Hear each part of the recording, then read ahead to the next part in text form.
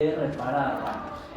Aristóteles, por lo tanto, no va a hablar de que el sujeto hace representaciones del objeto. Ese no es el vocabulario de Aristóteles, ese es vocabulario moderno. Eso es lo primero. Segundo, hay que distinguir también siempre entre lo que una época dice que dijo Aristóteles y lo que Aristóteles realmente hace, lo que Aristóteles realmente dice. ¿Ok? Y entonces ahí hay otra idea que también me interesa mucho subrayarla, aprovechando tu comentario, y es: estamos acostumbrados, damos por hecho que el conocimiento verdadero es aquel en donde hay una representación correcta y verdadera de la realidad. ¿Ok? Ese concepto de representación es un concepto de la Edad Media, no es otra vez de Aristóteles. Ahorita voy a volver sobre eso. Es un concepto de la Edad Media. Que la verdad es representación o que el conocimiento es representación, eso es una idea de la Edad Media. Ahora, la Edad Media, el vocabulario de la Edad Media es: el intelecto representa la realidad, la res, ¿verdad? Ahí donde los modernos dicen objeto, la escolástica decía res. Y ahí donde la escolástica decía res o rey, los griegos decían physis, o decían praxis, o decían tecne, o decían, pues eso que hemos visto acá del verdadear, ¿verdad? Ok. Lo que estamos tratando de hacer aquí, digamos, una de las cosas que estoy intentando es, sin negar el valor del vocabulario del sujeto, del objeto, de la representación, sin negar eso, subrayar que hay un nivel más radical donde acontece la verdad, y que ese nivel más radical donde acontece la verdad es lo que ha aparecido en el protocolo y que hemos estado aquí diciendo desde el principio, que es este concepto de la verdad como aletheia. Aletheia. Y también en el protocolo nos recordabas de nueva cuenta que aletheia significa literalmente, etimológicamente, descubrir. Y ahí la idea más importante sobre la que quiero llamar la atención, ahorita vuelvo al tema de la eudaimonía, es que la verdad, en tanto que aletheia, en tanto que descubrimiento, en tanto que desvelamiento, es una estructura ontológica del psique, o sea, de la animación humana, en la cual se constituye en el mismo movimiento el descubrir y lo descubierto. Y a propósito no digo el objeto descubierto, o la cosa descubierta, o la realidad descubierta. A propósito digo, la aletheia es el modo en el que el alma descubre, corre el velo, y en ese mismo movimiento se constituye el ser de lo que está siendo descubierto. Esto es lo que nos cuesta mucho trabajo, digamos, como comprender, hay que repetirlo muchas veces, porque estamos muy acostumbrados al vocabulario de un sujeto que va a un objeto y del cual hace una representación. Tan es así que damos como natural este vocabulario, ¿verdad? Pues no es natural. Ese vocabulario en algún momento se lo inventó, y en algún momento fue un vocabulario novedosísimo. Esta obra de Kant es una obra revolucionaria. ¿Frente a qué? Frente a la escolástica y frente a los griegos, que va a consagrar un vocabulario del cual vivimos el día de hoy y que nos termina pareciendo el vocabulario natural. No lo es. No lo es. Es un producto de la época moderna. Y entonces, echando mano de ideas de la Edad Media, de ideas de la época de los griegos y de ideas modernas, lo que queremos en el curso es plantearnos ¿cuáles son algunas maneras más radicales que esta de comprender la verdad sin negar este modo? ¿Verdad? Ok. Luego, porque quiero conectar con el tema de la eudaimonía, de lo que tú comentabas, que se traduce al latín por felicidad. Bueno, a ver, aquí la idea que voy a rescatar y a subrayar es no perder de vista que el alma, entendida como ya nos recordó Jesús en el protocolo, el alma entendida no como la del individuo, ni como la de la colectividad, pero también como la del individuo y también como la de la colectividad. El alma verdadea de varias maneras. Eso es fundamental, fundamental. Que el alma verdadea de varias maneras. ¿Cuáles son esas maneras? Aristóteles habla de 5. ¿Ok? Yo creo que cada época tiene las suyas propias. Ok. Y que lo incorrecto está en tratar de digamos, entender un modo del verdadear del alma desde los otros modos del verdadear del alma, sino que cada modo del verdadear del alma ha de entenderse desde el mismo. ¿Por qué estoy diciendo todo esto?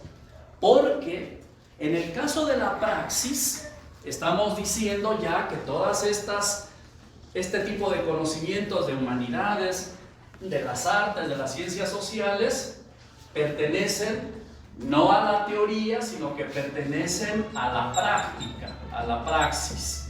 Y ya sabemos que la praxis es ese modo de la acción humana que se agota en el mismo. ¿Ok? Muy bien, pues entonces aquí viene un asunto muy importante.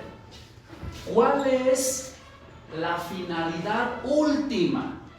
No porque esté al final del proceso. ¿Cuál es la finalidad última de toda praxis? ¿A dónde tiende toda praxis humana? ¿A dónde tiende cualquier modo de la acción de eso que llamamos praxis? ¿A qué apunta? ¿Qué pretende? ¿A dónde va? ¿Cuál es su principio fundamental? Para Aristóteles, la finalidad es precisamente la eudaimonía. Eudaimonía.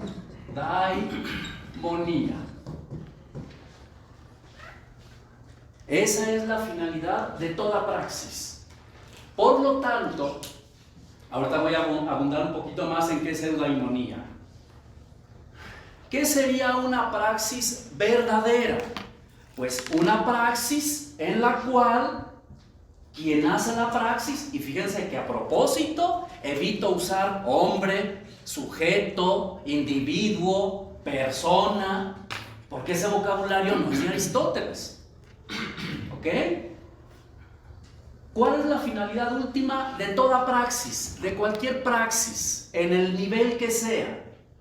Sea en el nivel, aquí sí digo, individual, o social, o familiar. ¿Cuál es la finalidad última de toda praxis? La finalidad es la eudaimonía. ¿Ok?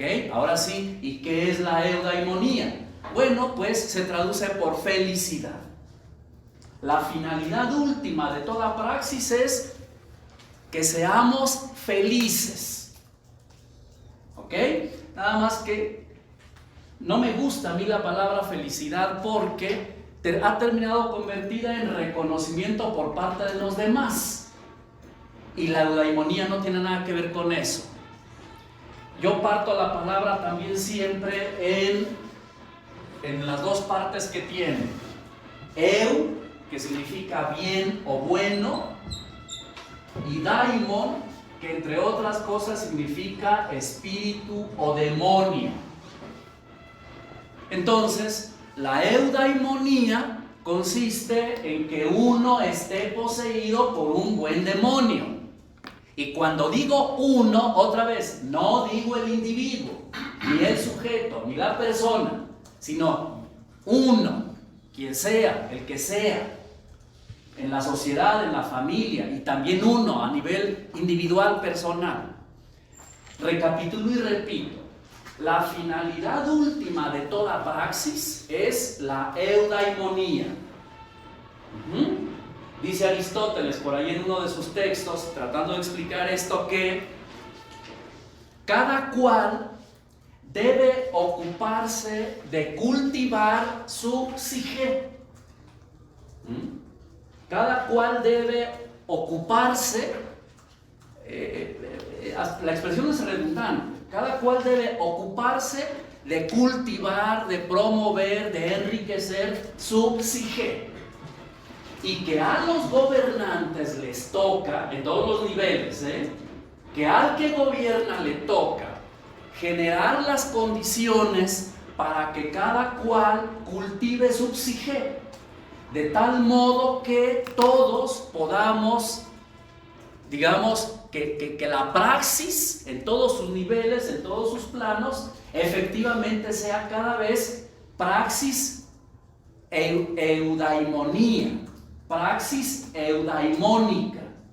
Es decir, una praxis en la cual todos estemos poseídos de un buen humor, de un buen espíritu, de un buen demonio, pues. Fíjense que es interesantísimo ahí la historia de cómo, por influencia del cristianismo, en la recepción que se hace de la demonología persa, el cristianismo termina haciendo ángeles buenos y ángeles malos. ¿Okay? Y a los ángeles buenos los seguirá llamando ángeles y a los otros los va a llamar demonios.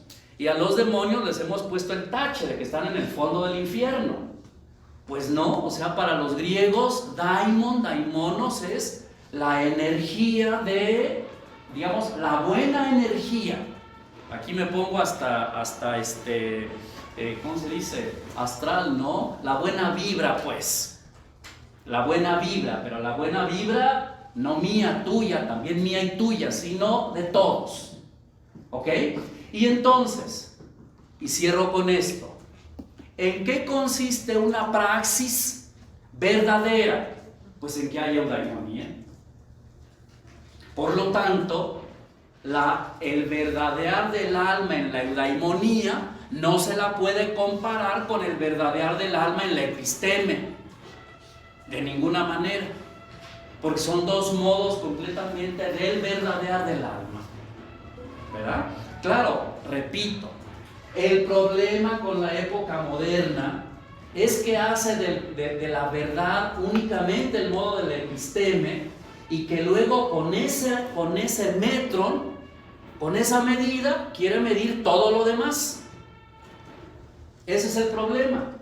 Por eso cuesta hoy tanto trabajo, nos cuesta mucho trabajo, digamos, caer en la cuenta de que verdad no es representación mental de la realidad, sino modos en los que el alma está haciendo que las cosas aparezcan, se descubran. ¿Ok?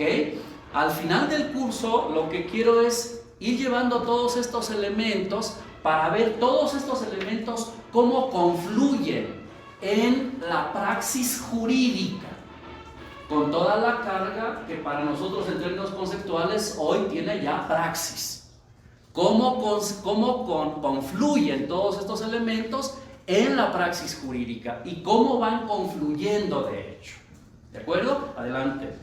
Doctor, una pregunta, como de acuerdo a mi entendimiento, esta forma de verdadear que nos explica está como más relacionada con el ser en cuanto ente colectivo, o sea, parte de una colectividad o no necesariamente, o sea, un individuo, digamos, que se aleja de la sociedad, por así llamarle, puede entrar en esta forma de concepción que tenía Aristóteles. Es que vamos a ver, miren, realmente quien me alimenta más las ideas de lo que les estoy diciendo, más que Aristóteles, es Heidegger. Heidegger es un gran lector de Aristóteles. quien me alimenta más las ideas para lo que les estoy diciendo, más que el propio Aristóteles, también Aristóteles, pero es sobre todo Heidegger. Aquí voy a repetir una idea que ya dije. A ver, gracias por los comentarios a los dos, porque eso nos permite ver dónde está y entonces incidir. Y yo no tengo ningún problema en repetir cosas lo que no tenga que repetir. Y si no queda claro, pues pregúntenme otra vez y yo vuelvo y lo intento de nuevo. El concepto de individuo, el concepto de individuo y el concepto de colectividad son las dos caras de una misma moneda, ¿verdad? O sea, la colectividad al final del día es una suma de individuos. Pero si queremos poner por encima la colectividad, lo único que estamos subrayando es la individualidad. Tengo un alumno en filosofía que le encanta este concepto. Es que yo pertenezco a un colectivo de artistas y no sé qué, y le digo, o sea que ustedes están pero empeñados en sumar individuos. ¿De dónde vamos a salir entonces si seguimos sumando individuos? Porque la colectividad es esa. El esfuerzo que vamos a estar haciendo, que vamos a hacer con Heidegger es tratar de mostrar, tenemos que hacer un recorrido con un texto de Heidegger muy largo, tenemos que tratar de mostrar que si queremos un modo de entender la verdad que no sea representacionista, necesitamos una tematización de lo que nosotros mismos somos que no le pague tanto tributo a esto, a este modo de hablar, al del individuo, al del sujeto, al de la colectividad. Es más, fíjense, hay un filósofo francés que murió muy recientemente que se llama Jean-Luc Nancy, que ese señor le pone una barrida al concepto de comunidad. Porque hay gente que dice, bueno, no, colectividad no, entonces comunidad. Le pone una barrida al concepto de comunidad porque dice que no hay concepto más excluyente que el concepto de comunidad. Todos nosotros somos cristianos, o somos los del doctorado en Derecho. Aquí no entra nadie. Nosotros somos la comunidad de Derecho. O sea, todos los más se quedan fuera.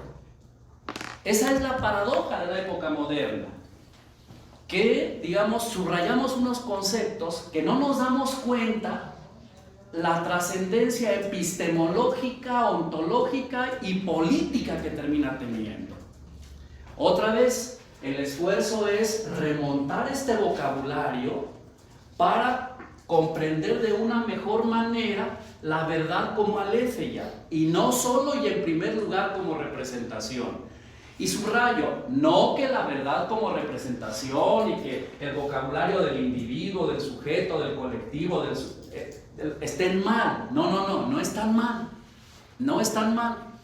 Pero gracias a ese vocabulario, gracias a esa narrativa, que viene pues desde Descartes y antes de Descartes, gracias a eso hemos tenido el siglo XX que hemos tenido. En todos los sentidos, con todos sus altibajos, ¿verdad? ¿Ok? Queremos una perspectiva nueva sobre la verdad, necesitamos no barnizar las cosas, sino minarlas desde abajo en términos conceptuales. El curso acabará y seguiremos igual y ustedes van a su trabajo y seguimos hablando de individuos y de sujetos. Sí, pero uno ya no ve del mismo modo a los individuos y a los sujetos, porque uno ya sabe que eso no es lo radical y lo fundamental, sino que hay una dimensión ontológica más profunda que hacia allá es, digamos, hacia donde estoy tratando de ir desde el principio. ¿Ok? Bueno, no sé si conecté con tus inquietudes también. Gracias a ti. ¿Alguna otra observación? Yo les diría, suéltenlas, o sea, no llevamos prisa. La prisa no es acabar el programa, sino ir entendiéndonos bien. El programa está clarito, si no lo acabamos, pues ahí se queda y no se va a acabar el mundo por eso. De nada sirve que yo me eche unos rollotes aquí y al final nos quedamos a oscuras. No, o sea, vámonos despacio. Uno tiene que hacer su programa que tiene que hacer, pero luego quien marca la pauta pues somos nosotros, no el programa. Entonces hay varias manos, a ver, ahí atrás. Bueno, pues esto ya va más apegado a mi tema de investigación, porque el debate jurídico que se da en el siglo XVI con Sepulcra de las Casas habla mucho de Aristóteles. Entonces me está quedando claro que cada época interpreta a Aristóteles con base en las necesidades contextuales. En este caso vendría siendo la religión. Y el descubrimiento del Nuevo Mundo pues empieza a generar nuevas ideas que ya rompen con una explicación eurocentrista y que pues, resalta mucho el concepto de barbarie y se lo atribuye mucho a Aristóteles y sí, digamos que lo interpreto de la forma en que se habla de la polis, pero resulta que estos escolásticos empiezan a tocar el tema del alma y la situación religiosa de los naturales en el Nuevo Mundo, donde dicen que ellos no tienen la forma de interpretar la realidad, vaya. Entonces, no estoy haciendo un juicio en contra de las interpretaciones que se hicieron en su momento sobre Aristóteles, pero sí me está llevando o me está tomando como la forma de tener una precaución de no cometer un anacronismo o no meter o meter palabras donde no van.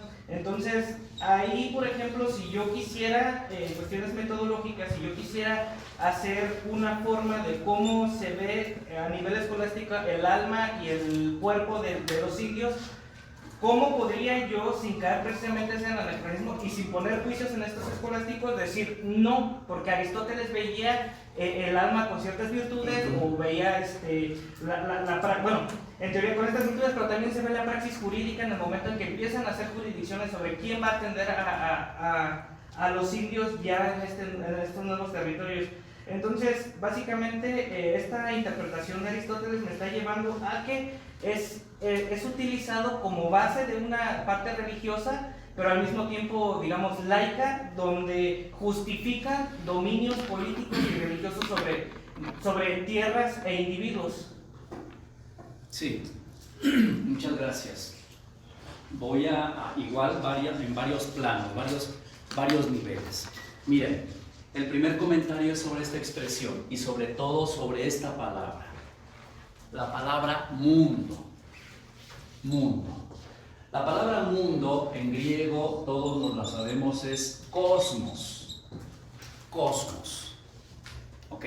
Esta palabra en griego significa orden, significa belleza, significa limpieza, etc.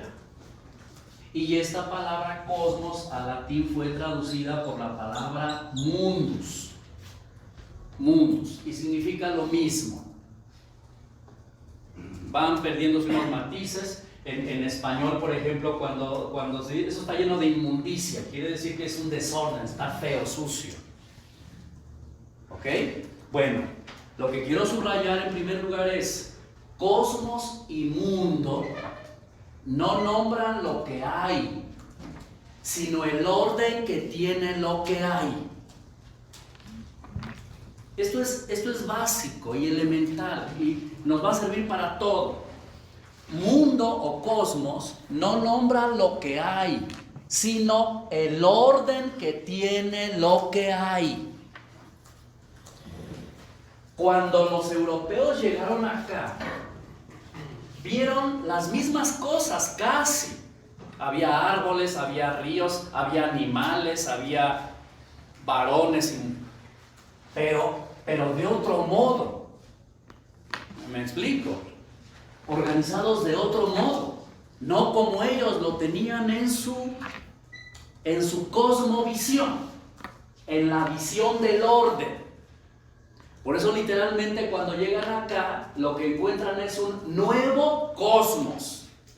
Las mismas cosas, muchas de las mismas cosas que ya conocían, pero que acá funcionaban de otra manera. Acá significaban otra cosa. Acá eran de otro modo. Pero eran las mismas cosas. Los mismos ríos, los mismos árboles, más o menos los mismos animales. O sea, el mismo sol, la misma luna. Pero acá el mundo era diferente. El cosmos era distinto. ¿Ok? ¿Ok? Por eso cuando decimos el mundo moderno es muy distinto de nuestro mundo, nos referimos a eso. Son las mismas cosas, nada más que las mismas cosas hoy están organizadas de otro modo, de otra manera. ¿Ok? Digamos, podemos hablar de la diferencia entre lo que vieron estos europeos que vienen con lo que hay aquí, pero nos pasa todos los días a todos. O sea, los que ya somos un poquito de mi edad y vemos a los más chiquillos, su mundo es diferente ya. Es otro mundo el de ellos, diferente al nuestro. ¿Por qué cuando nos volvemos a juntar con los compañeros de la secundaria de pronto pues ya no hay nada de qué hablar? Pues porque el mundo ya es distinto. Somos los mismos, tenemos los mismos recuerdos, podemos un rato hablar de lo mismo, pero ya cada quien literalmente anda en su mundo. El concepto de mundo ahí es muy importante, muy importante, y lo va a hacer también para nosotros, porque una cosa es el mundo moderno, ¿ok? Con esta cosmovisión, organizado de esa manera, y otra cosa es nuestro mundo. Miren, es que la carga ontológica de decir esta segunda década del siglo XXI no se parece nada a la década de los 90s. Pues no, el mundo era diferente. Eran las mismas cosas, pero organizadas de otra manera. ¿Verdad? Ok, esa es una cosa. Luego, una segunda observación sobre tu comentario. Cuando estos europeos llegan a este mundo y no saben qué hacer con él, la mayoría se pone dogmático como le hacemos todos, y violento además. Cuando uno llega a un entorno nuevo y diferente y uno muerto de miedo, uno se hace el valiente y entonces lo que hace es golpear a los demás, ¿verdad? Pero hubo algunos otros que dijeron, a ver, aquí, a ver, esto no, las categorías nuestras no checan ahí, no cuadran con eso. Que son, pues, de las Casas Sepúlveda, aquí Vasco de Quiroga, que intentan pensar el mundo, este mundo desde aquí. No, pero imagínense, o sea, eso debió ser terrible, como nos pasa a todos cuando nos sacan de un lado para meternos en otro. Bueno,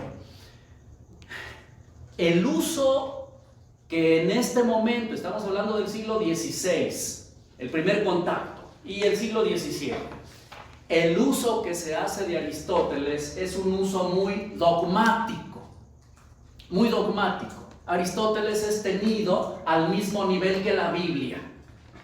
Y cuando digo que se usa Aristóteles muy dogmáticamente, como se usa la Biblia muy dogmáticamente, significa que sacan frases de contexto, que sacan ideas del contexto y las aplican ahí como van. Pero una de las categorías que el descubrimiento del nuevo mundo obligó a estos señores a limpiar, a afinar, es precisamente la categoría de persona y de individuo y de sujeto. Precisamente. O sea, el gran pleito es que estos van a defender que también son personas los indígenas, que también son sujetos racionales, que también son individuos, que también tienen alma, pero a ver, pero que también tienen alma humana. Porque aunque ellos no lo digan abiertamente, digamos, animados están todos los seres humanos, todas las cosas de la naturaleza. Pero la animación que tienen estos, que se parecen a nosotros, pero que no se parecen, pero que son un poco diferentes, la animación de ellos, lo que estos van a defender es igual a la de nosotros. Ellos también son personas, porque tienen alma como la nuestra. Ese va a ser el pleito grande. Y entonces, al final del día, vale sombrilla lo que haya dicho Aristóteles. Lo que ellos hacen es agarrarse del concepto de persona, de sujeto, de individuo, para defender que estos son individuos y sujetos y personas como nosotros. Por lo tanto, aunque haya una cierta referencialidad a la escolástica, aquí ya no estamos a la escolástica, y de la escolástica de manera dogmática hacia Aristóteles, en realidad ahí lo que hay que tener presente es que esa conceptualización termina siendo una conceptualización muy propia, muy creativa de ellos. Yo ahí lo que diría es, no tienes que ir a entender a Aristóteles para entender el concepto de persona y de individuo, de Sepúlveda, o de las Casas, o de Vasco de Quiroga. No hay que ir hasta allá, hay que leerlos a ellos para ver qué es lo que están diciendo. Porque, hicieron mi comentario a este respecto ahí, porque el conocimiento crítico de todos los griegos, desde Homero hasta Aristóteles, el conocimiento crítico de sus textos es del siglo XIX. Hasta ese momento podemos decir, esto es lo que Aristóteles o Platón o los presocráticos realmente dijeron, que es muy diferente de lo que ha dicho, de lo que han dicho que dijeron. O sea, las ediciones críticas sobre estos textos son del siglo XIX, finales del siglo XVIII y el siglo XIX. Hoy nosotros sí podemos decir, hoy, y entonces ahí hay que ser cuidadoso, como tú mismo dices, con los anacronismos. Hoy podemos decir que este es el Aristóteles griego, en cambio este es el Aristóteles de la escolástica, el que la escolástica creó. Yo ahí insistiría en que hay que tratar de entender el mundo de estos señores desde su propio mundo. Desde su propio mundo.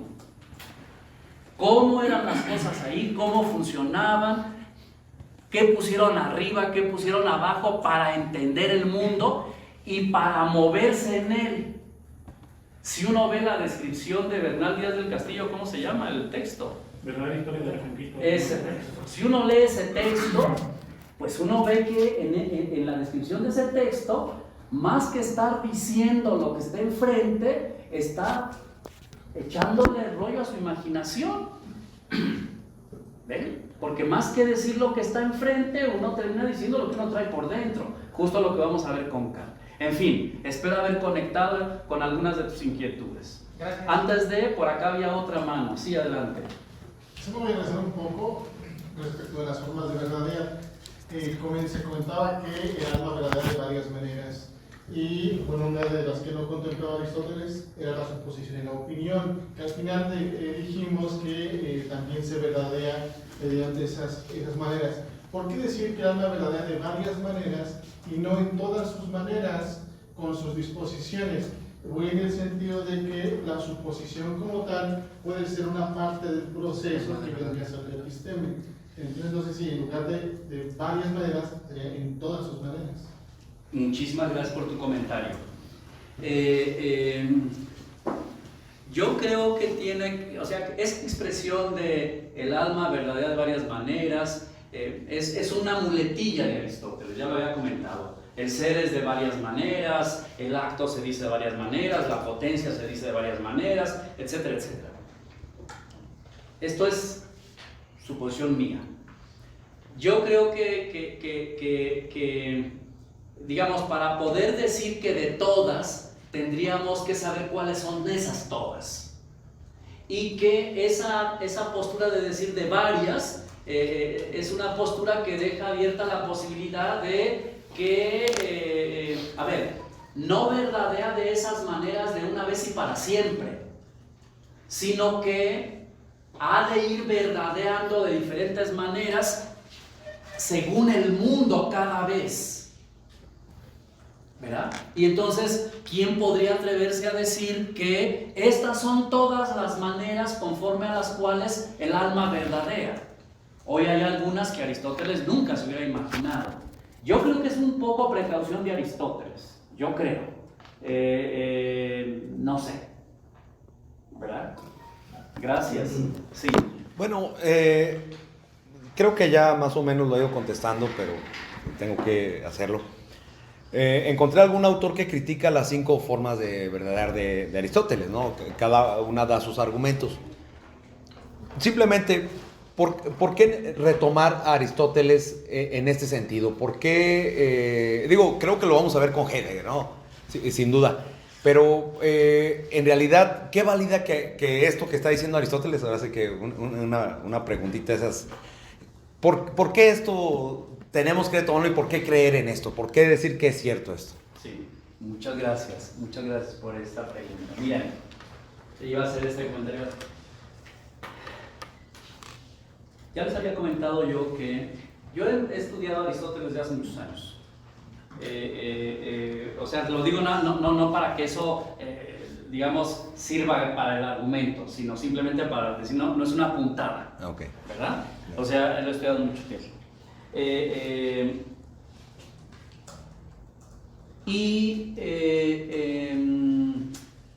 Este texto me intrigó siempre. Como otros textos que hay por ahí, me intrigaron siempre. Y entonces, pues lo he trabajado, lo he escrito de un modo y de otro modo. Les decía que tengo un libro que va a salir donde he podido, como después de 10 años, como armar la idea grande que estoy proponiendo a partir de este texto. Y por eso subrayo y defiendo lo de que cuando ahí se dice alma, no es ni la del individuo ni la de la colectividad por un lado. Y por otro lado, que los modos como verdadera son muchos, ¿verdad? Bueno, a finales del año pasado, como en octubre o noviembre, en Puebla, en la UAP, en la Autónoma de Puebla, hubo un coloquio sobre Heidegger y Aristóteles y la fenomenología y la hermenéutica. Y a mí me invitan a ese coloquio normalmente, es un coloquio ya que se ha hecho cada año o cada 2 años me parece. Y yo fui a presentar una ponencia sobre esto, sobre este texto precisamente.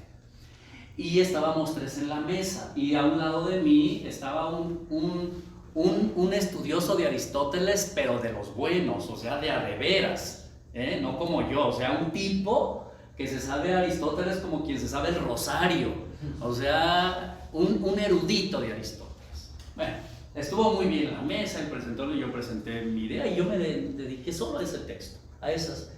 Y entonces al final, ya en la plática que estábamos comentando, me dice, oye, fíjate que ese texto que tú presentaste, hay un estudioso gringo que dice que ese texto no es de Aristóteles. Y entonces, miren, perdónenme el paréntesis que voy a hacer. También lo hago también para esto. Yo estudié teología en la Universidad Pontificia de México y yo me especialicé en hermenéutica bíblica. Y entonces la hermenéutica bíblica, lo que uno va descubriendo siempre es que ninguno de los autores que aparecen como los autores de los textos bíblicos, ninguno es el autor. O sea, San Mateo no escribió el Evangelio de San Mateo. San Juan no escribió el Evangelio de San Juan. Bueno, no sabemos ni quién es San Juan. O sea, al final del día no importa el autor, sino importa el texto y lo que el texto diga y lo que el texto sugiera. Entonces este colega me decía, oye, es que hay un autor, un gringo que dice que ese texto no es de Aristóteles. Y entonces yo le contesté, por eso hice el comentario, le dije, mira, esas cosas que las resuelvan los filólogos, si las pueden resolver, porque esas cosas, yo creo que muchas de esas cosas son irresolubles. Ok, a mí lo que me importa es que esa idea a mí me da que pensar el asunto. A mí me genera un problema a pensar. Me tiene sin cuidado si lo dijo Aristóteles o no lo dijo Aristóteles, o lo dijo alguien más. Me tiene sin cuidado. Por eso no me gusta mucho apelar y decir, es que Aristóteles lo dijo y porque Aristóteles lo dijo, así es. No, o sea, yo echo mano del texto y a partir de ahí, tratando de ser respetuoso con el texto, con su mundo, respetándole sus límites, yo trato de sacarle raja para lo que a mí me interesa. Si al rato un filólogo viene y me demuestra que efectivamente no es de Aristóteles, pues lo que yo le he sacado, el jugo que yo le he sacado de ahí, se queda igualito que antes, ¿verdad? Y lo otro que también ya comenté es, hay esta actitud en la filosofía moderna de que el siguiente filósofo grande dice que el anterior se equivocó. Y yo digo, eso no es de un buen filósofo, aunque sea Kant y sea Hegel. El buen filósofo tendría que reconocer que el otro dijo algo de verdad Digo, a lo mejor no todo, pero algo está bien. Y entonces lo que yo he pensado es que actualizando ese texto podríamos decir, yo es lo que voy a sostener, que en las filosofías del siglo XX lo que ha sucedido es que el alma está verdadeando de varias maneras. Pero no solo en la filosofía, sino también en el arte, también en la tecnología, también en la medicina, también en la política, también en todo. Claro, en filosofía nos toca hacer la reflexión sistemática sobre eso, ¿verdad? Bueno, no sé si con esto, digamos, conecto con tu inquietud. Doctor, me quedé pensando en una pregunta que es muy interesante. Yo creo que en la historia de la filosofía no están, pero ya he visto varios programas donde dicen los primeros filósofos que cambiaron el mundo. Los otros le agregan 5, los 15 filósofos, cosas así. Casi todos coinciden, al menos en los griegos, casi todos, yo diría que todos coinciden en Aristóteles y Platón y por supuesto Sócrates. Y después, ¿por qué consideramos que ellos son los buenos? O sea, no porque estuvieran guapos o porque, por ninguna otra razón superficial, sino porque yo creo, me atrevo a decirlo, y también de allí para adelante, hacia la escolástica y luego el Renacimiento, a la época moderna, y hasta la época actual, yo creo que podemos considerar a un filósofo como digno de tomar en cuenta si su filosofía, su pensamiento responde a las preguntas fundamentales del ser humano sobre las cosas, cuáles son las causas trascendentales de las cosas, del ser, del mundo, del Estado, de todas esas cosas, ¿no? Y yo creo que Aristóteles la respondió perfectamente bien en su juego, ¿verdad? Por las limitaciones que una vez había dicho, así como Heidegger también tuvo sus limitaciones, como en el caso de los nazis, pero yo creo que en términos generales su filosofía, su pensamiento respondieron a los grandes cuestionamientos que en ese tiempo se hacía el ser humano y lo seguimos haciendo con las cosas, ¿no? ¿Puedo hacer una pequeña réplica? Sí. Digo, lo comento por lo siguiente. Aristóteles se le viene retomando en el derecho desde otra barrera, desde otra, y me llama la atención ahora que lo estemos tomando de verdadera. Y lo digo claramente en el discurso retórico, o sea, prácticamente los latinos o a Latinoamérica estamos retomando el telos, el logos, el patos para reconstruir los discursos. Entonces, pero ahí la razón, digo, bueno, hay elementos, ¿no? La persuasión en un discurso, nos tuvimos que volver a Aristóteles para entender qué estábamos haciendo mal. Y un poquito, la pregunta era provocadora, era, ¿por qué? O sea, quiero convencerme un poco más, oye, nada más era como para insistir, ¿no? Sí. No, pero es eso, o sea, ¿por qué estamos retomando a Aristóteles? Es cierto, es un tipo, pero esto nos llevará seguramente a una respuesta casuística del derecho, una respuesta única, caso por caso, y la justicia, ¿no? Nada más un poquito ahí incidiendo. ¿Puedo agregar una cosa más? Sí, adelante. ¿Por qué no estamos estudiando a en vez de Aristóteles a Epicuro, a Anaxágoras, a Eurípides, a Demócrito, a toda esa pléyada de grandes pensadores? ¿Por qué no respondieron a las grandes necesidades e interrogantes que Aristóteles se respondió? En las pocas obras que nos llegaron, pues muchas se perdieron, y yo creo que ese sería un factor para considerar lo que estamos aún hoy, desde 2700 años, y después de que murió, seguimos estudiando. Y también porque yo no me sé Epicuro, no me sé Epicuro ni a Séneca, ni a Séneca, digamos tanto como me sé Aristóteles, o a Platón, por ejemplo, o porque no he encontrado en ellos alguna idea que esté como en mi inquietud, que diga, a ver, yo de aquí me agarro para lo que yo quiero. Miren, esto es comercial, pero para mí es un privilegio tener un espacio como este, pero un privilegio, porque uno puede conjuntar lo que uno está investigando con lo que uno está, pues, compartiendo, no enseñando, sino compartiendo. Esta parte yo no la tuve, por ejemplo, en el curso pasado que ya di aquí, porque yo no la tenía tan madura. Yo no me atrevía todavía, digamos, a a ver, la pongo sobre la mesa y que yo mismo sienta que ya tiene el peso que tiene. Tan es así que alguno de ustedes o alguna, no me acuerdo quién, me dijo, ¿por qué pones como antecedentes? Si no están en la misma secuencia histórica, algo así me decían, ¿no? Y entonces yo lo que decía es que los pongo como antecedentes porque yo quiero que nos ayuden a entender el círculo hermenéutico, que es a donde queremos ir. Aquí estamos un poco de pasada para llegar hacia acá. Pero, y esta es otra cosa que quiero subrayar, miren, es una simplificación lo que voy a decir. Pero, bueno, ha habido varios hombres y mujeres que literalmente han cambiado el mundo. El mundo entendido como lo explicamos hace rato. Que literalmente, o sea, pronto dijeron, a ver, no es así. O sea, piensen por ejemplo en Darwin, ¿no? O en Pasteur, con el tema de lo que luego van a ser las vacunas, o en Einstein, por hablar de casos tópicos. O sea, hay gente que literalmente nos sacudió a todos, el mundo lo teníamos así y nos lo pusieron de cabeza. En realidad, en el fondo, yo lo que quiero es sacudirles su mundito, el de ustedes. En el fondo eso es lo que he hecho desde el principio. Y por eso no me entretengo ni en introducciones, voy a ver qué es, no, derecho como va, de una vez, que pegue donde tenga que pegar, ¿verdad? Ahora sí la simplificación. Nosotros pensamos como griegos, hablamos como latinos, contamos como árabes o como indios.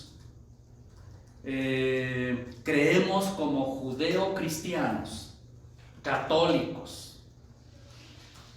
Entonces uno dice, no, pues yo soy mexicano. ¿Eso qué es?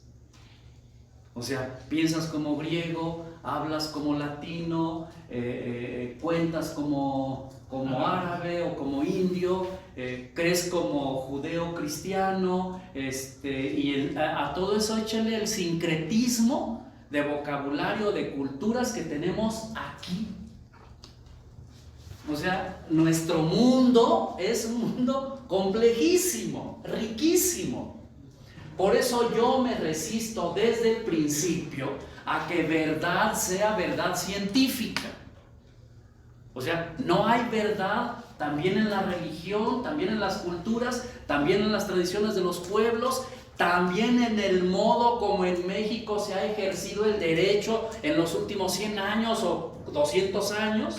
No hay, claro, pero es que si seguimos con la categoría de que verdad es representación, no vamos a llegar a ninguna parte. Toda esa otra riqueza la ponemos pues en lo esotérico, en lo raro, no, yo creo que no, que la cosa, pero hay que hacerlo con rigor. No nada más agarrar todas las cosas y meterlas en el mismo costal, ¿verdad? Bueno, ¿algún otro comentario sobre el tema del protocolo, lo que ha generado el protocolo?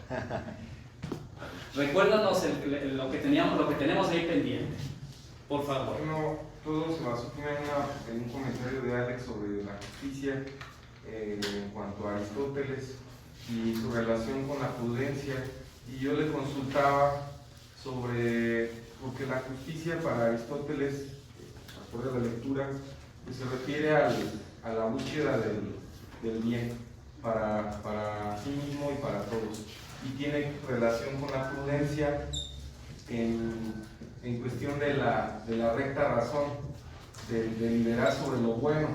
Y igual Kant también habla de un bien supremo. Y yo le decía, bueno, los filósofos, la mayoría de los filósofos que la mayoría conocemos, pues hablan sobre este significado del bien.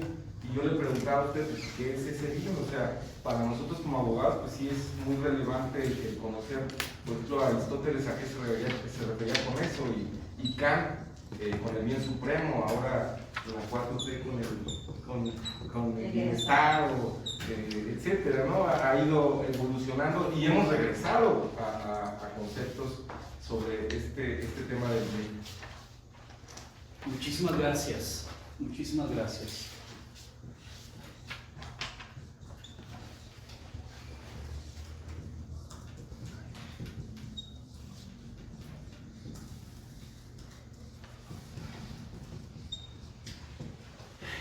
A ver, aquí hay dos ideas y dos cosas que son como centrales para nuestro asunto. Muchísimas gracias también por tu comentario, por recordarnos.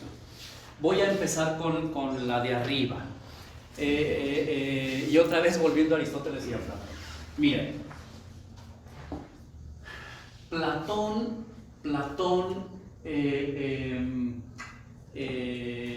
tiene el problema a explicar, y es, como ya lo habíamos comentado en algún momento, el problema a explicar es qué es lo que hace que una cosa sea lo que es, ¿verdad? Perdonen, estos rollos pues no tienen nada es simplemente eso que se está diciendo.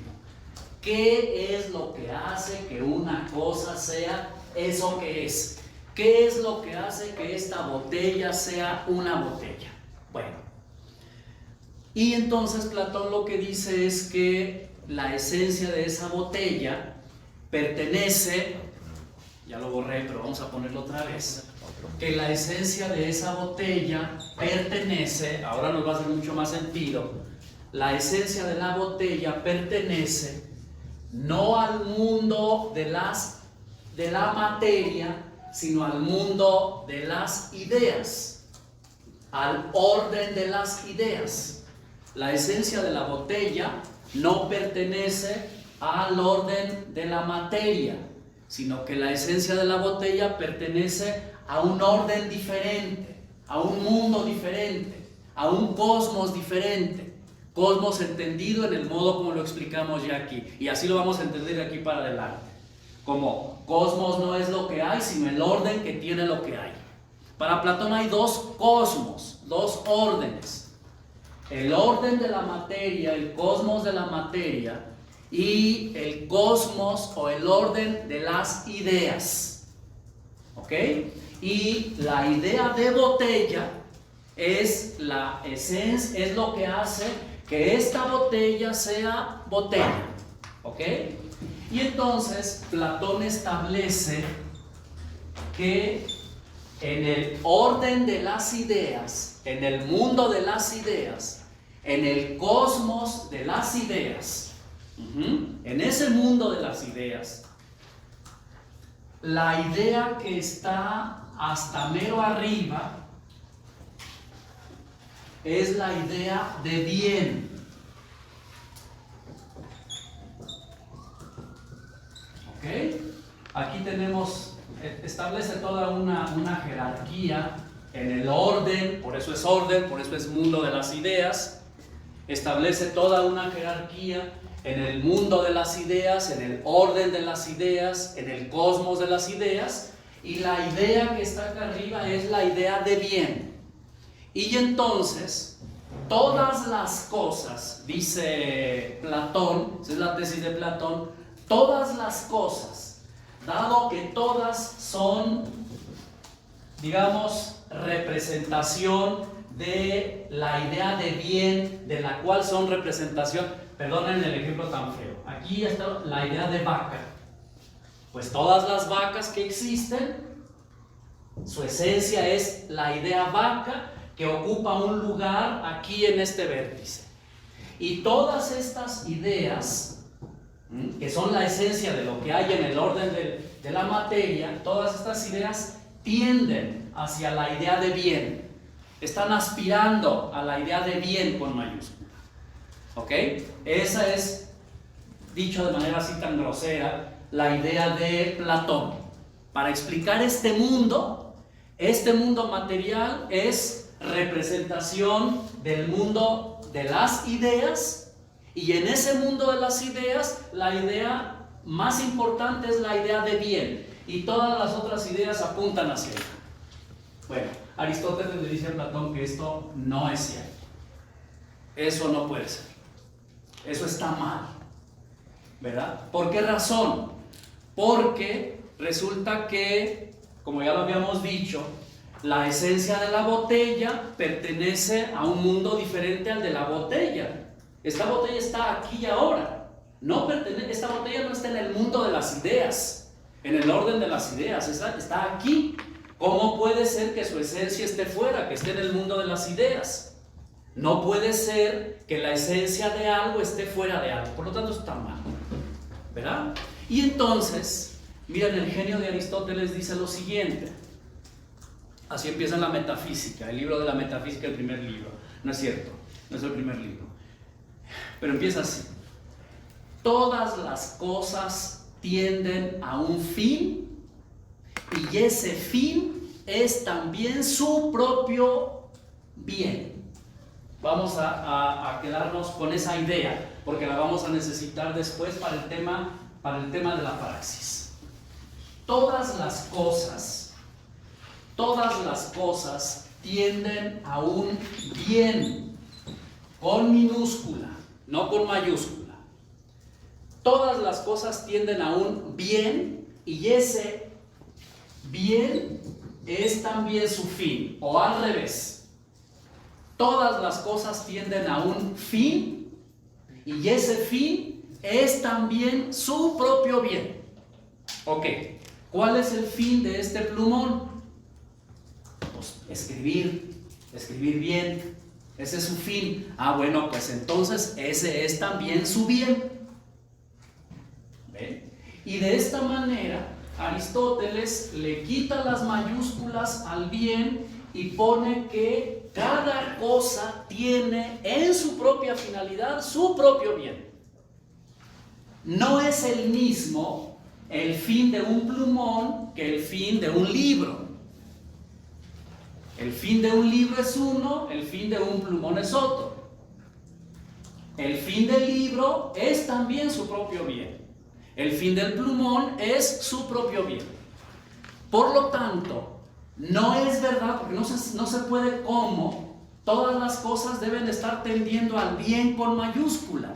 No, cada cosa tiende a su propio fin, y ese fin es también su propio bien.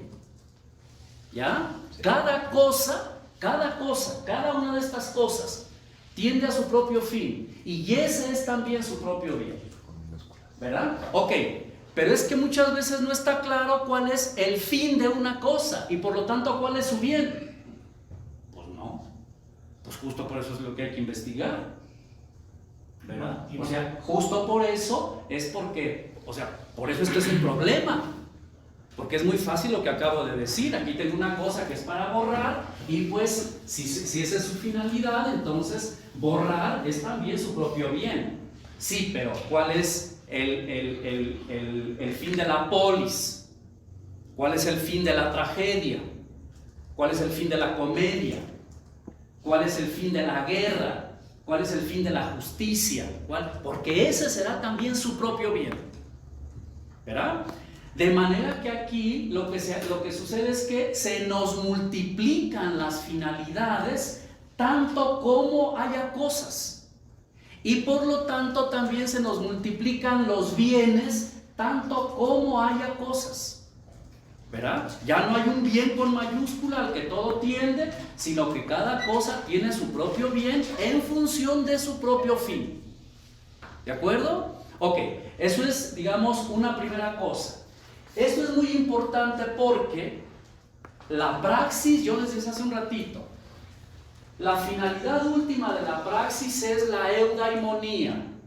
Ok, pero la eudaimonía, la felicidad, yo prefiero eudaimonía, la eudaimonía consiste,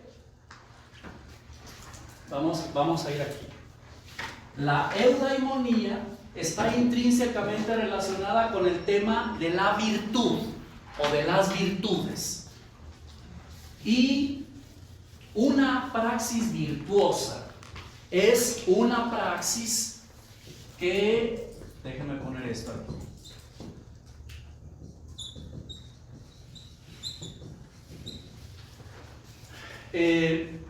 La finalidad última de toda praxis es la eudaimonía. La felicidad, vamos a decirlo así, pero la eudaimonía, como ya lo expliquemos, estar poseído por un buen demonio, por una buena energía. Pero eso tiene que ver con la práctica de las virtudes. Y la práctica de las virtudes tiene que ver con alcanzar el término medio en una acción. Y por lo tanto, la eudaimonía no es igual para todo el mundo, ¿verdad? Sino que la eudaimonía es diferente para cada cual, pues según es cada cual y según las virtudes que decide cultivar o las que debe cultivar en determinada circunstancia, y según lo que para él en ese contexto, en esa circunstancia, es el término medio. A ver, voy a volver sobre esto. Mira, y entonces Aristóteles dice que las virtudes pueden ser éticas y pueden ser dianoéticas. ¿Ok? Dianoéticas, ya decíamos que viene de nous, de dia y nous. Las virtudes dianoéticas son aquellas que se dan a través del ejercicio del nous. ¿Ok? Y esas virtudes dianoéticas todas son la tecne, las que ya conocemos, la tecne, la episteme, la sofía, etcétera, etcétera. Esas son virtudes dianoéticas. ¿Por qué? Porque tienen como fundamento el nous. El nous. Uno, todos somos inteligentes. Todos tenemos esas facultades. Ya cada quien decide qué tanto las desarrolla, qué tanto las quiere trabajar y cuáles quiere trabajar. Alguien prefiere más bien la episteme, pues se hace un virtuoso en la episteme, en la ciencia. Alguien prefiere más bien la tecne, el arte, las artes, o mecánicas o bellas, y se hace un virtuoso en eso. Alguien prefiere más bien la sofía, la filosofía. Ok, esas son virtudes dianoéticas. Pero todas esas virtudes dianoéticas, siempre la virtud está marcada por el término medio para cada quien, para cada cual. Perdonen otra vez con las simplificaciones, o sea, ¿cuántas horas, ahora que están haciendo doctorado, cuántas horas deben estudiar diariamente para sacar un buen doctorado en ciencia jurídica? ¿Cuántas? Las que cada quien necesite, las que cada quien quiera, según lo que quieras hacer con el doctorado, ¿verdad? Según lo que tú quieras hacer con el doctorado. Pues yo nomás quiero sacar el doctorado para subirle en el escalafón. Está bien, se vale. Ok, no, es que yo quiero hacer un doctorado porque estoy pensando ya, ok. Entonces, lo virtuoso es distinto para cada cual, pues según cada cual. Por tanto, la eudaimonía es pues como cada quien la quiera y como cada quien la construya y como cada quien le haga y como cada quien le apueste. ¿Ok? Y hay otras virtudes que no son noéticas, sino son éticas. Ya les decía que en griego esta palabra puede significar carácter o puede significar costumbre, ¿no? Y por lo tanto, aquí nos aparece todo lo que tiene que ver con las pasiones y con las emociones, y acá nos aparece todo lo que tiene que ver con nuestra propia historia y nuestro propio pueblo, nuestra propia tradición. ¿En qué consiste la eudaimonía? Pues en el cultivo virtuoso de una praxis en donde haya esas cosas, ¿verdad? De modo que si juntamos las dos ideas, entonces lo que vamos a decir es lo siguiente: cada cosa, o todas las cosas, como dice Aristóteles, todas las cosas tienden a un fin, y ese fin es también su propio bien. Y ese bien, en el caso de la praxis, está aspirando a que sea siempre virtuoso. Y esa virtud, sea en uno o en otro ámbito, pende de lo que cada cual decida, lo que cada cual quiera, lo que cada cual pueda. Por eso me gusta más el concepto de eudaimonía, porque la eudaimonía lo que significa es que yo, habiendo decidido cultivar estas virtudes y no otras, lo hago porque estoy apuntando en cierta dirección. Miren, perdónenme el ejemplo tan que voy a poner. A mí me costó mucho trabajo, al fin que ahorita no está, me costó mucho trabajo que mi mujer entendiera que el amor era una decisión, no un sentimiento. Que el amor es que yo decidí así, yo lo he pensado y yo decido así. Y además que la virtud, en este caso por ejemplo del amor, es una decisión, y esto es bien importante, no de una vez y para siempre. La virtud está en eso, en que uno mañana tiene que levantarse y decir si quiero hacer el doctorado, va otra vez pues. No fue nomás emoción ahí de no, si quiero pagar el precio, o no quiero, ¿verdad? O sea, no, ya esto no es lo mío, pero la virtud está en eso. O sea, la virtud no cae solita, sino que justo por eso es praxis, porque uno la tiene que volver a hacer otra vez. Y eso es eudaimonía. Por eso no se puede decir, o sea, uno no puede decir que está siendo eudaimonos, o que va a ser eudaimonos, o que ha sido eudaimonos. Eso lo dirán los demás, uno no lo puede decir. Verá. Uno no puede decir, no, mira, si yo ahí sí era bien feliz, pues nosotros no veíamos. O sea, lo que veíamos era que eras un barbaján, grosero, inmaduro, presumido, patán. Nosotros veíamos otra cosa. ¿Ven? Ok, entonces cerramos ahí el asunto para decir que es hacia donde nos va a encaminar el asunto del círculo hermenéutico. El juez virtuoso es aquel que cuando dicta sentencia, conociendo muy bien la ley, tiene que ser tan prudente que la aplique conforme puede y debe ser aplicada en este caso particular, y no parejo. Ese es el punto. O sea, el buen juez, el juez prudente, es ese, el que conoce bien la ley, la tiene clarita, la ha estudiado mucho, la domina, la conoce, ¿verdad? Pero cuando la va a aplicar como se debe hacer en este caso concreto. El juez Hércules. ¿Cómo? El juez Hércules de Dworkin. A ver, dinos más. No, bueno, es justamente esa descripción, ¿no? Un juez que conoce, que tiene toda la... o sea, más bien estoy viendo que Dworkin tomó de ahí la idea. Digo, asociando. Sí. Alguien que insisto mucho en eso, miren, porque no podemos tener un juez ignorante. Claro. No podemos tener un juez, o sea, un juez prudente que efectivamente va a hacer justicia, no puede ser alguien que no conozca bien la ley. La tiene que conocer bien.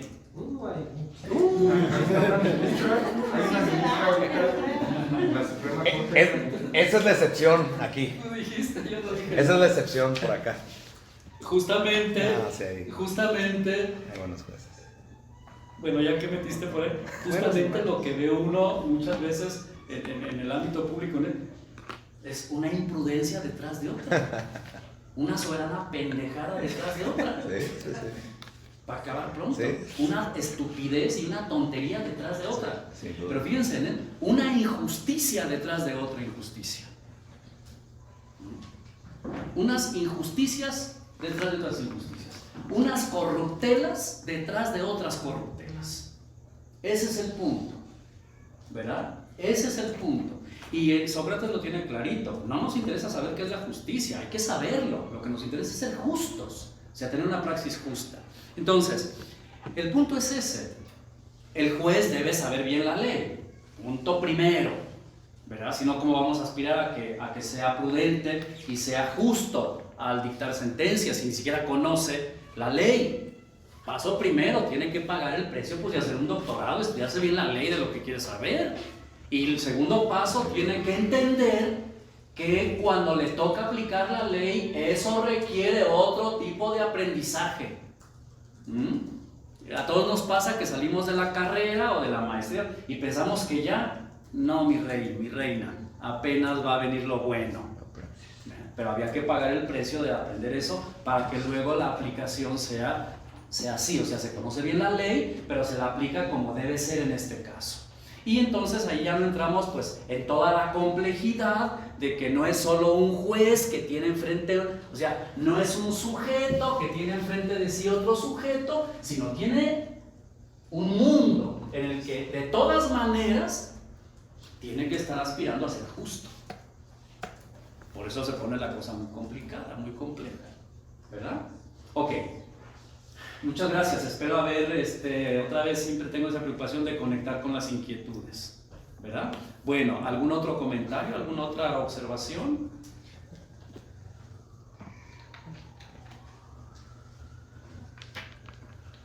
Ok, vamos a dar un salto de Aristóteles hasta Kant, para de inquietud.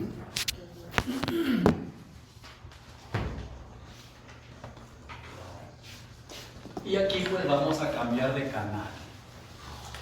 Ya no es la felicidad. Ya no es la... más bien sí va a ser la felicidad, pero ya no la eudaimonía. Ok. Ahora va a ser el deber. Por sí mismo, como fin. Exactamente. Vamos a cambiar de canal. Y este punto es muy muy importante porque precisamente pues Kant es la gran figura, lo primerito que hay que decir. Kant es la gran figura de la epistemología moderna, la figura, ¿verdad? Les puse en el Classroom, no sé si lo alcanzaron a ver, o si traen aquí donde verlo, si no, no pasa nada, yo lo voy a ir siguiendo aquí, pero ahí les puse una guía para ayudarnos a no perderme con las ideas. Le puse como título La revolución epistemológica de Kant. Son unas notas ahí nada más como pretexto para... Kant murió en 1804, por eso les digo que estamos dando un salto desde el siglo III a.C. hasta el siglo XVIII, ¿verdad?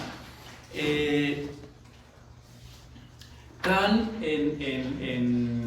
en esto que tiene que ver con la teoría del conocimiento, que es finalmente lo que nos interesa, nos importa, es una figura, o sea, la etiqueta suele ser, es el padre de la epistemología. Está bien, yo simplemente subrayo que es una columna, la columna fundamental. Y lo que Kant se pregunta es cómo es posible el conocimiento universal y necesario. Con los antecedentes que tenemos, en realidad lo que está preguntando es cómo es posible el conocimiento relativo a la episteme. ¿Ok?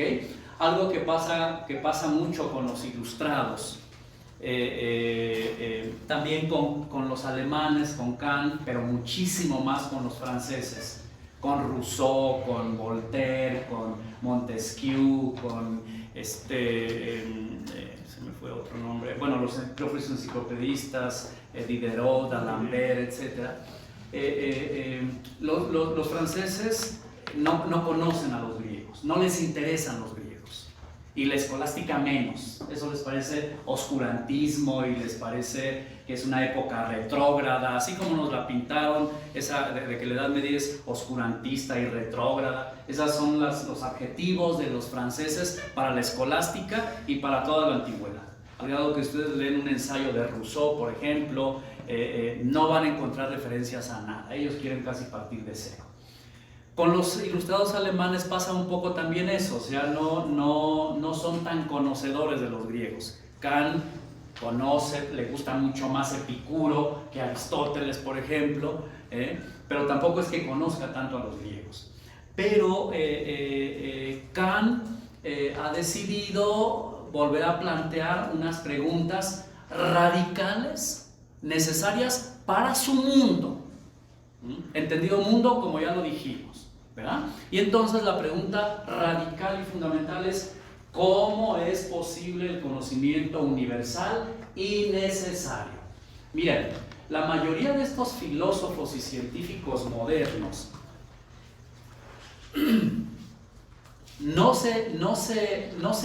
ellos mismos no se sienten científicos, se sienten filósofos. O sea, Newton no se siente científico, él es un filósofo. Leibniz es un filósofo. Muchos de estos científicos filósofos, Descartes, Kant, Hume, Leibniz, son además matemáticos todos. A todos les encantan las matemáticas, a estos filósofos modernos. Y Kant está entusiasmadísimo como muchos, con Newton. En el fondo, lo voy a parafrasear por economía de tiempo, en el fondo Kant se está preguntando: ¿cómo le funcionó la cabeza a Newton cuando fue capaz de establecer que en la naturaleza hay leyes universales y necesarias?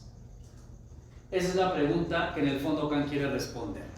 ¿Cómo le funcionó a Newton el razonamiento que fue capaz de descubrir que la naturaleza está regida por unas cuantas leyes que pueden enunciarse matemáticamente? Y la pregunta, también dicha de otra manera, es: ¿cómo es posible el conocimiento científico riguroso y exacto? O entiéndase, riguroso y matemático. Kant tiene una obra muy extensa, escribió un montón de cosas, y su producción se divide en dos periodos. En un primer periodo es una época en la que, digamos, Kant es un filósofo más que escribe sobre lo que hacen todos los filósofos. De hecho, si ustedes revisan sus primeros escritos, algunos son de física, otros son digamos, de la cosmología de su época. Él es uno de los primeros que postula que este universo probablemente tuvo su origen en una nebulosa, una cosa así. Sí, lo Big Bang. ¿Verdad?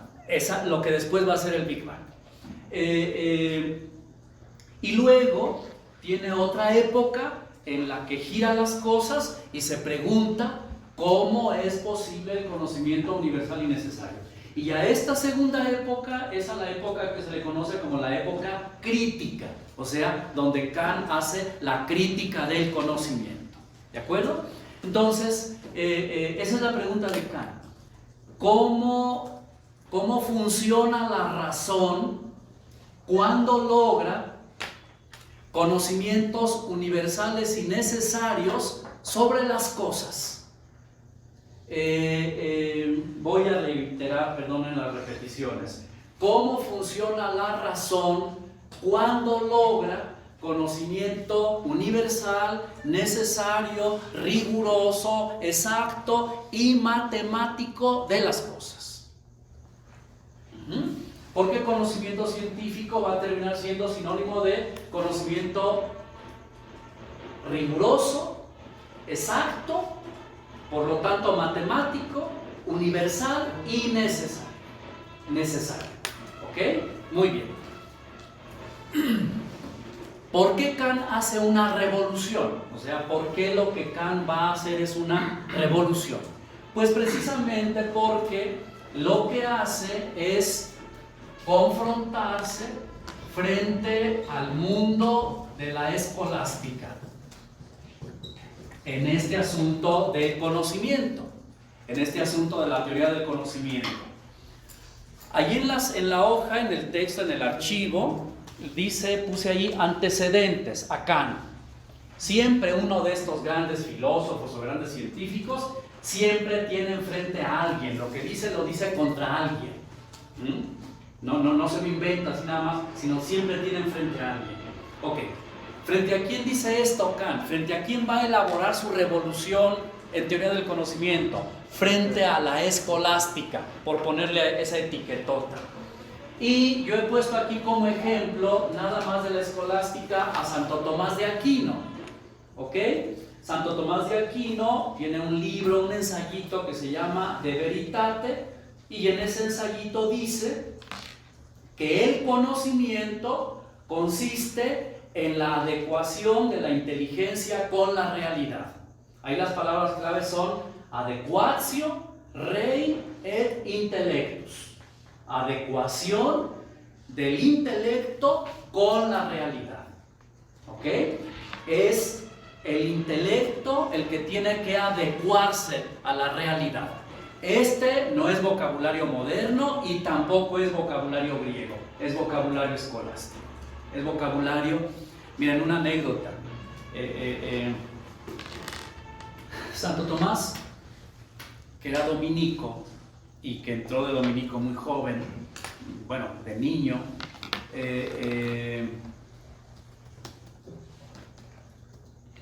ya cuando estaba en la orden, fíjense lo interesante, en la escolástica a estas cosas les llamaban órdenes, la orden de los benedictinos, la orden de los dominicos, porque literalmente, volviendo a nuestro concepto de mundo, literalmente ellos se retiraban del mundo para ir a vivir a otro mundo, a la orden de los dominicos, a la orden de los jesuitas.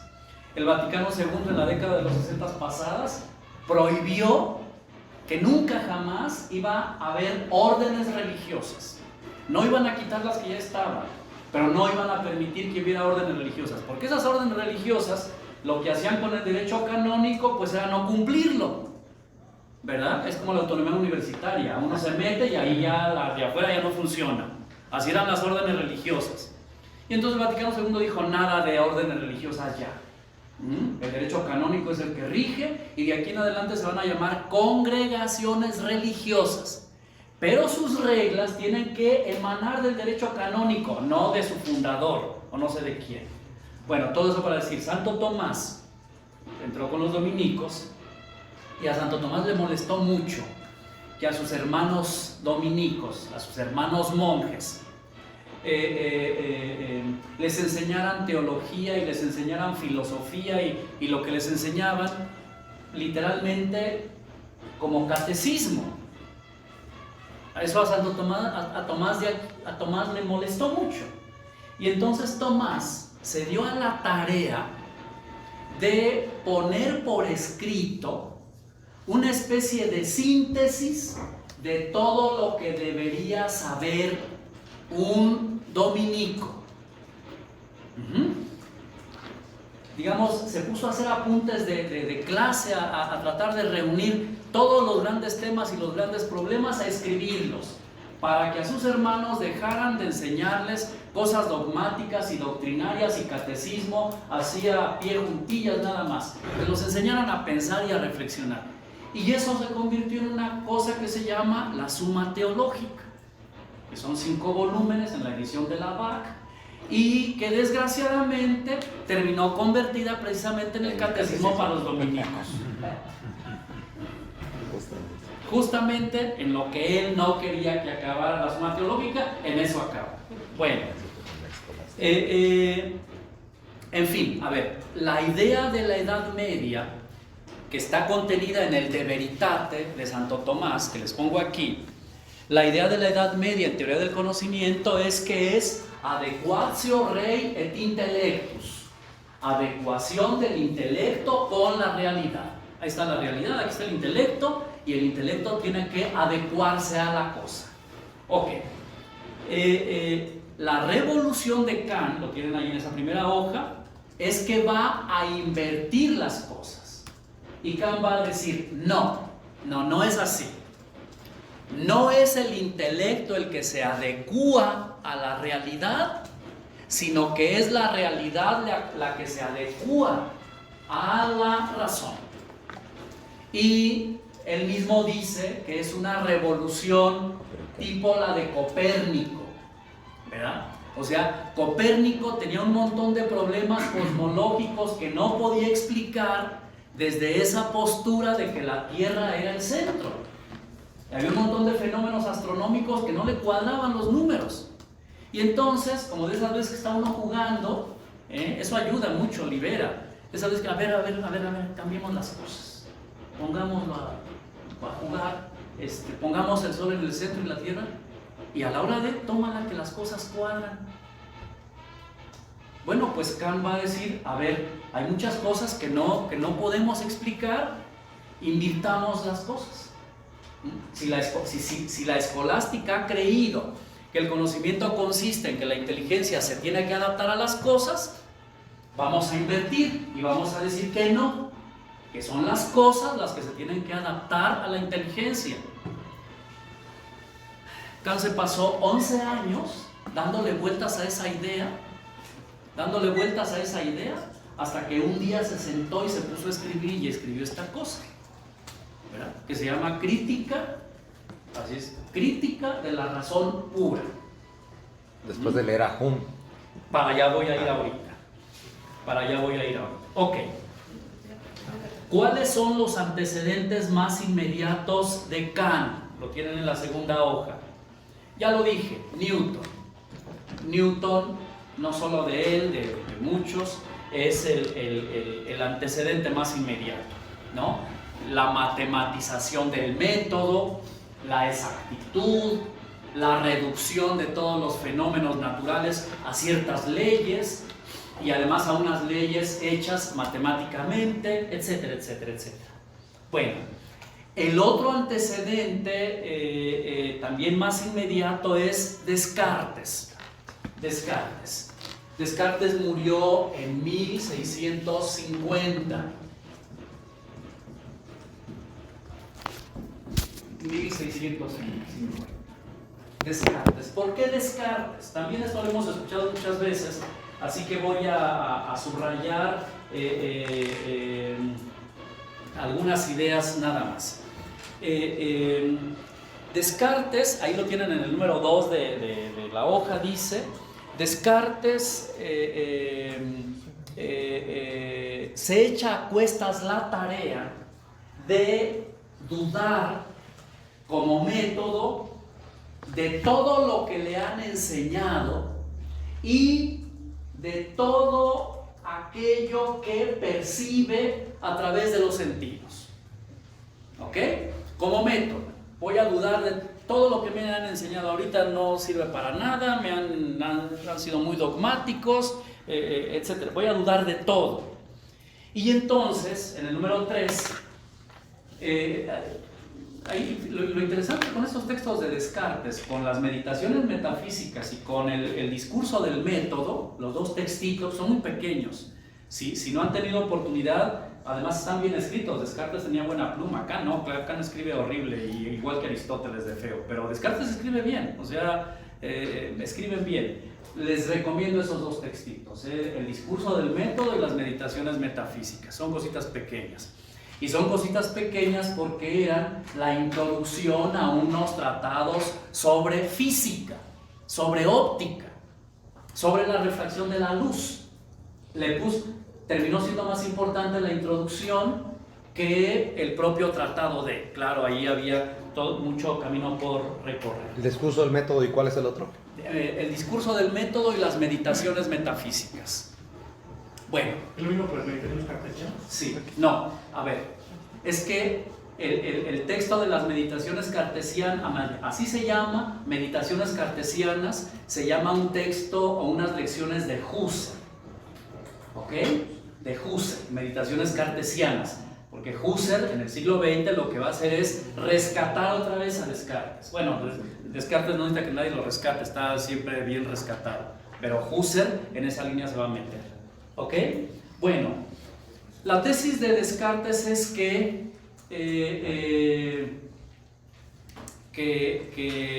hay algo absolutamente indudable y es el hecho de que justamente estoy dudando, ¿verdad? De que hay absolutamente algo indudable de lo que no se puede dudar, y es que estoy dudando. Y entonces se inventa una metáfora ahí que ha tenido muchísima suerte en la epistemología, y es arriesgándose a que me lo metieran a la hoguera, pero justo la Descartes es inteligente. Entonces va a decir, vamos a hacer la hipótesis de que hay un genio maligno que está empeñado en que cada vez que yo me ponga a pensar me equivoque. Y lo logra. Cada vez que yo me pongo a pensar, en eso en lo que me pongo a pensar, me equivoco, porque el genio maligno me hace equivocarme. Ok, podrá hacerme que me equivoque en lo que estoy pensando lo que quiera, pero lo que sigue siendo absolutamente indudable es que estoy pensando, aunque sean cosas equivocadas. Por lo tanto, el fundamento último de todo conocimiento es que pienso. Pensar en latín se dice cogito. Cogito, la primera persona.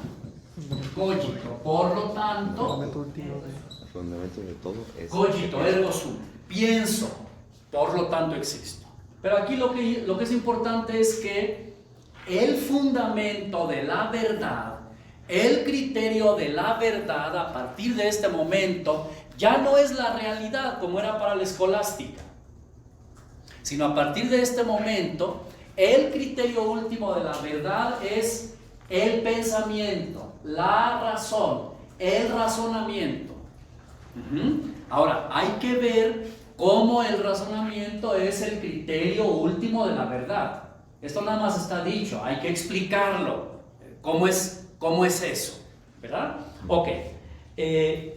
Dice Descartes, lo puse ahí también en el número 3. Dice Descartes que si pusiéramos entre paréntesis absolutamente todo lo que nos han enseñado y nos quedamos con lo básico a partir de ese cogito ergo sum, es que podemos hablar de dos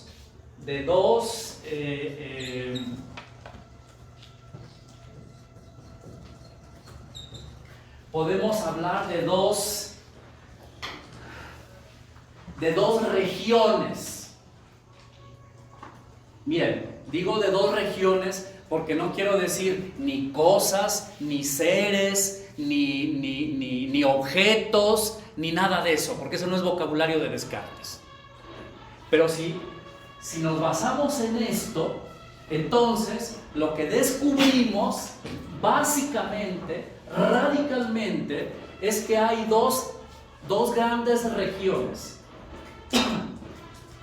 La región de la res cogitans, res ya sabemos que es pues cosa, o sea, hoy las reses ya nomás son las vacas. Pues es que en latín res es lo que sea. Entonces hay un modo de la res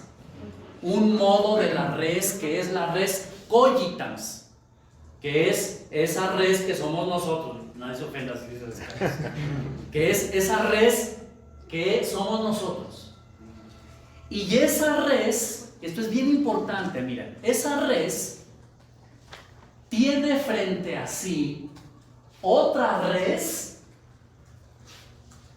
de la que lo único que puede decir es que se extiende frente a él, se extiende frente a ella. Aquí está esta res cogitans, y esta res cogitans lo que radicalmente puede ver y decir y pensar es que hay otras reses que tienen como categoría básica la extensión. Esto es fundamental, o sea, que Descartes a una de las regiones la categorice con la extensión es fundamental, porque precisamente las ciencias naturales en lo que se van a basar es en la extensión.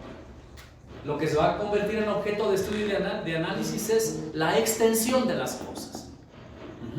Ok, bueno, pero fíjense una cosa, la paradoja que Descartes ve es que la res cogitans que tiene enfrente a la res extensa empieza por tener enfrente a la res extensa que es el mismo.